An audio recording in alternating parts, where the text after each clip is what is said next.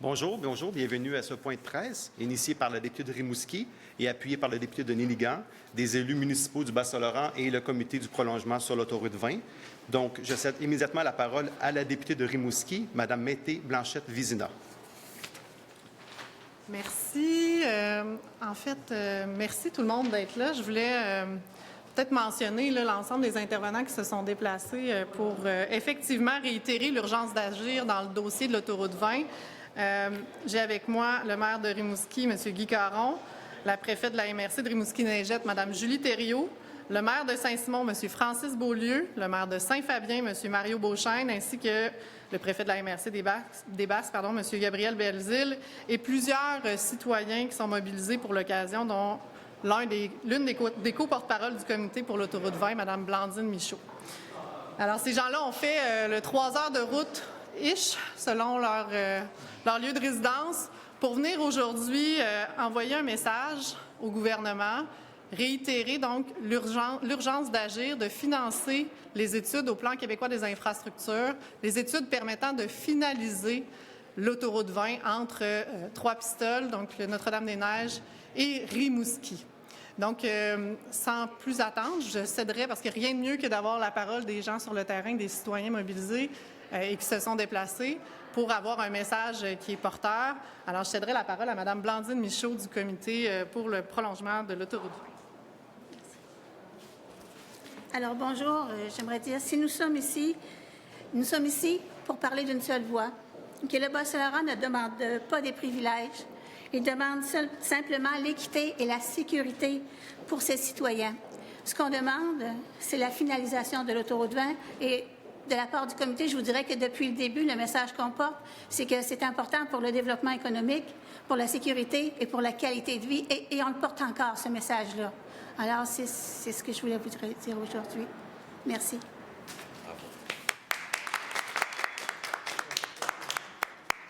Merci, Mme Michaud. Je céderai la parole maintenant à M. Guy Caron, maire de Rimouski.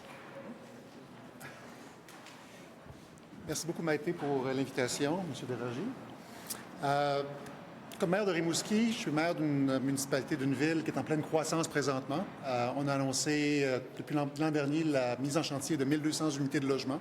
On s'attend qu'on pourrait en avoir entre 300 et 500 autres qui seraient annoncées sous peu. Donc, point de vue démographique, on est effectivement en pleine croissance. Point de vue économique, on a un agrandissement prévu au centre des congrès de la ville de Rimouski. On a bien sûr l'ouverture du Costco. On a également l'ouverture éventuelle d'un salon de jeu à Rimouski. Donc, au point de vue économique, on est également une ville en pleine effervescence. En ce qui est trait au tourisme, les résultats de l'achalandage touristique dans la dernière année, le dernier été en particulier, a dépassé toutes les espérances et ça a été les chiffres les plus intéressants qu'on a eus depuis fort longtemps. Alors, d'être relié au reste de la province par une seule voie pendant 40 km, qui est la 132, une voie qui est partagée avec le transport agricole, une voie qui est partagée avec le transport lourd, n'est plus approprié, en fait, pour une ville comme Rimouski, qui aura besoin d'infrastructures modernes pour pouvoir assurer effectivement sa croissance. Le prolongement de l'autoroute 20 est une nécessité pour des questions, comme j'ai dit, économiques, pour des questions touristiques, pour des questions de sécurité et pour assurer en fait que le potentiel de Rimouski puisse être atteint. Alors, j'aimerais en profiter pour féliciter en fait les efforts du comité de citoyens pour l'autoroute 20, un comité qui a été extrêmement actif. Et si vous passez dans le Bas-Saint-Laurent, vous allez voir le nombre de pancartes où des citoyens et des citoyennes demandent l'autoroute 20 pour des questions de qualité de vie, pour des questions de sécurité routière. C'est absolument fantastique de voir cet appui-là. Maintenant, on veut le voir transféré au gouvernement. On veut voir effectivement la réalisation des études qui ont été faites tant du côté du pont de la rivière Trois-Pistoles que du côté de l'évaluation des tracés qui seront proposés entre Notre-Dame-des-Neiges et le BIC, le secteur Le Bic à Rimouski, pour qu'on puisse avancer. Et si l'on veut avoir, comme M. Legault l'a mentionné, la réalisation du prolongement de l'autoroute 20 pour 2035, bien, on devrait faire les études dès maintenant et c'est ce qu'on demande au gouvernement. Merci. Merci, M. Caron. Vous avez très bien indiqué et mis en lumière la cohabitation qui peut être difficile parfois entre différents usages sur une même route. Puis pour mettre cette situation vraiment en lumière, j'aimerais céder la parole à M. Francis Beaulieu, qui est maire de Saint-Simon, qui, lui, cette municipalité est traversée par la 132 avec les enjeux de cohabitation, de sécurité que ça peut amener. Alors, M. Beaulieu. Ça va bien. Oh, vous êtes là, je vous cherche. Merci. Merci, Maïté. Merci, Guy. Très bon témoignage, effectivement. Alors, la 132 dans le village de Saint-Simon, c'est comme dans la vie publique pour tout le monde, les citoyens. Les trottoirs, l'hiver, c'est compliqué, c'est coulant. La 132, par bout, elle a 3 voies. Les agriculteurs traverser 3 voies, c'est l'été. C'est le gros trafic, 12 à 15 000 autos par jour. Donc, nous, c'est comme les autres viennent de dire, ça prend les études, vite, pour être capable d'avancer dans le projet, être capable d'avoir une autoroute, sortir le trafic du village, transport lourd avec 50 pneus en dessous à 3 heures du matin, ça réveille le monde. Ça empêche le monde de dormir. Alors, c'est ça. Nous, ce qu'on veut à Saint-Simon, c'est que le trafic sorte du village relativement assez vite. Fait que pour ça, ça prend les études. Puis, comment je dirais, bien sûr, l'été, les trafics avec les agriculteurs, bien, c'est compliqué. Le MTQ nous dit un règlement, la SQ nous dit un règlement, les contrôles routiers nous disent un autre règlement. Fait qu'on est poigné pour se promener sur l'accotement, ça 132, pas là. On se fait toutes sortes de gestes déplacés parce qu'on se prend en tracteur. Alors, merci beaucoup et en espérant que notre voix soit écoutée par tous. Merci, M. Beaulieu. J'ai également M. Gabriel Belzile, qui est préfet de la MRC des Basques, qui est là aussi pour parler de la situation.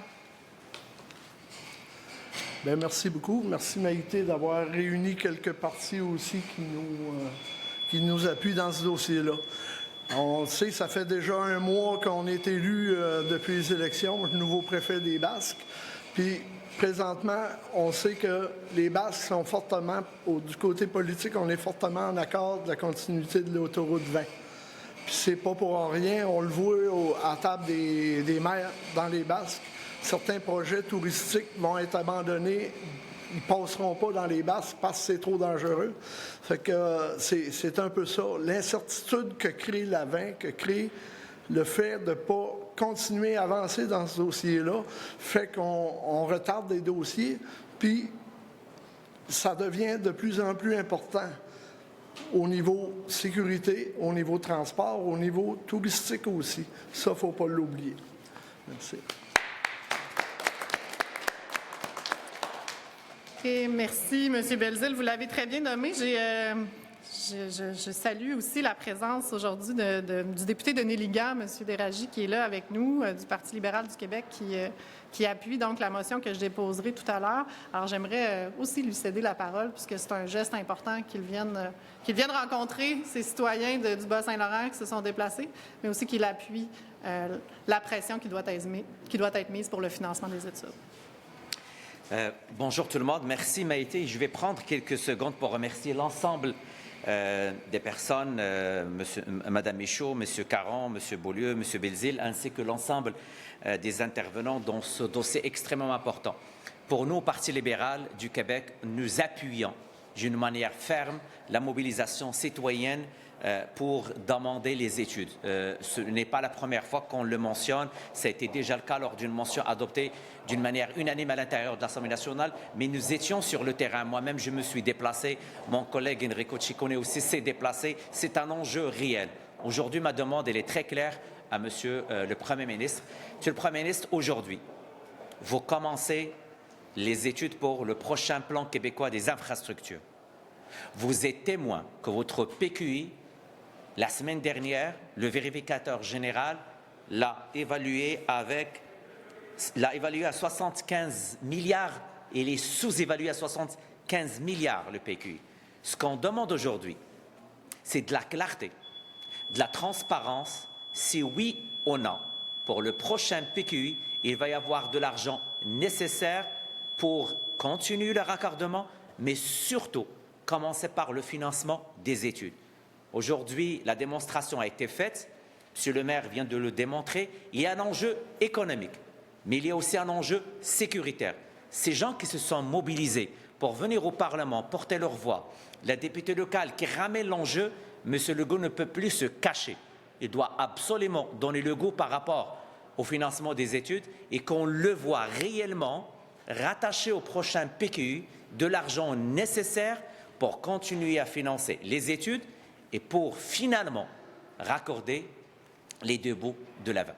Merci encore une fois, Maïté, pour ce geste et merci de m'avoir invité.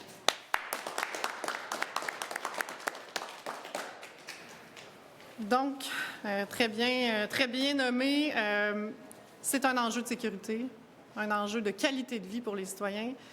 Et le maire de Rimouski a très bien mis en lumière qu'il y a une croissance économique qui se passe. On parle, oui, de développement de Rimouski, mais aussi de la filière éolienne partout au Bas-Saint-Laurent. Ces composantes d'éoliennes, elles circulent en ce moment à Saint-Simon, sur la 132.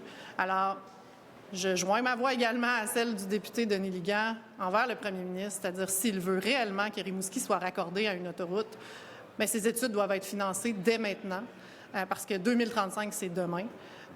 Et si on veut atteindre cet objectif d'ici 2035, bien, le financement des études doit être fait dès le prochain Plan québécois des infrastructures. Alors, encore une fois, je remercie les gens du Bas-Saint-Laurent qui se sont déplacés aujourd'hui pour parler de cette voie, d'une voie forte en faveur du financement des études pour finaliser l'autoroute 20, cette portion de 50 km environ qui est manquante.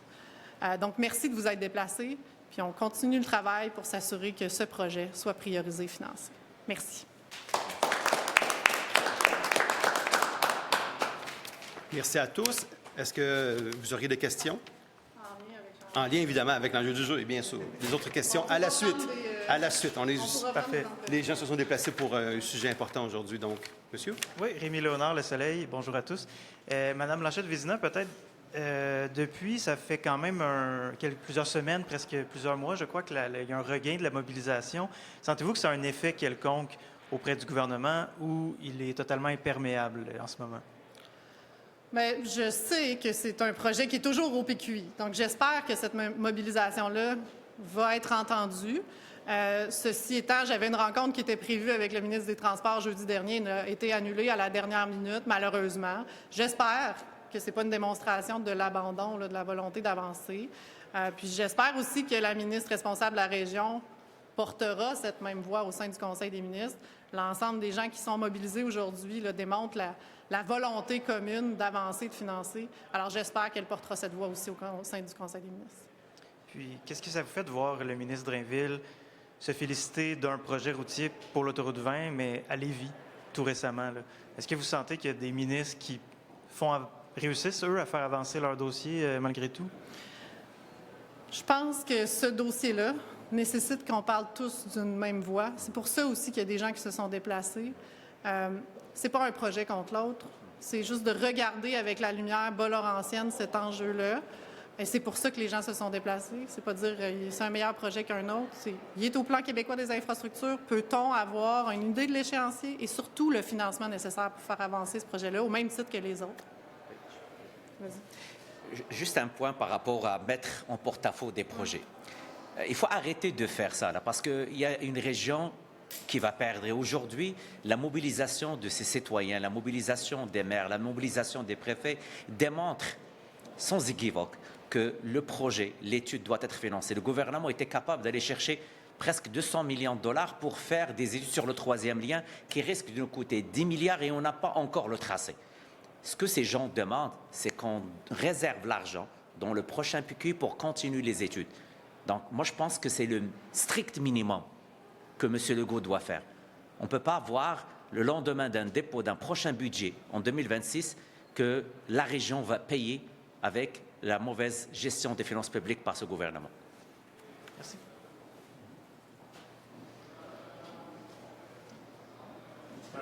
Non, tu peux y aller, c'est ça, je te regarde. À l'après? OK. Merci tout le monde. Je pense que ça met fin ici, au point de presse. Merci. Voulez-vous qu'on aille prendre une vraie...